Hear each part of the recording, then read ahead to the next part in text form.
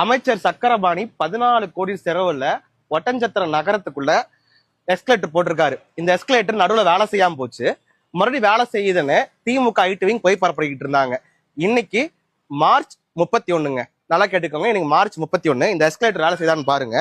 பாருங்க, எஸ்கலேட்டர் வேலையை செய்யல. நான் நடந்து போயிட்டு இருக்கேன், பாத்துக்கோங்க, நல்லா பாத்துக்கோங்க. நடந்து போயிட்டு இருக்கேன். இந்த எஸ்கலேட்டர் வேலை செய்யல, இதுவும் வேலை செய்யலீங்களா? அது போக இது இந்த பகுதிக்கு தேவையா? இப்ப நான் ரோட கிராஸ் பண்றதுக்காக தானே இவர் இது பண்ணிருக்கிறாரு. ரோட கிராஸ் பண்றதுக்கு இங்கதான் வந்து ஜீப்ரா கிராசிங் இருக்கு. அப்படியே பின்னாடி ஃபாலோ பண்ணிக்கோங்க.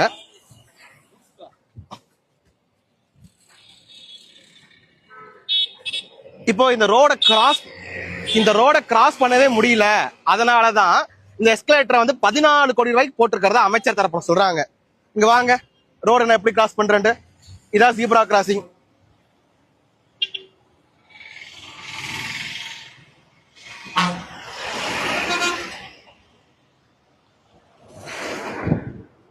இப்படி ஜீப்ரா கிராசிங்ல போய் கிராஸ் பண்றதை விட்டுட்டு இதுக்கு எதுக்குங்க அமைச்சர் சக்கரபாணி 14 கோடி ரூபாய் செலவு பண்ணாரு? இதனால இந்த பகுதிக்கு என்ன பிரயோஜனம்? திமுகக்கு முட்டு கொடுக்கக்கூடிய அறிவாளிகளே, இது எதுக்காக இருக்குன்னு சொல்லுங்க.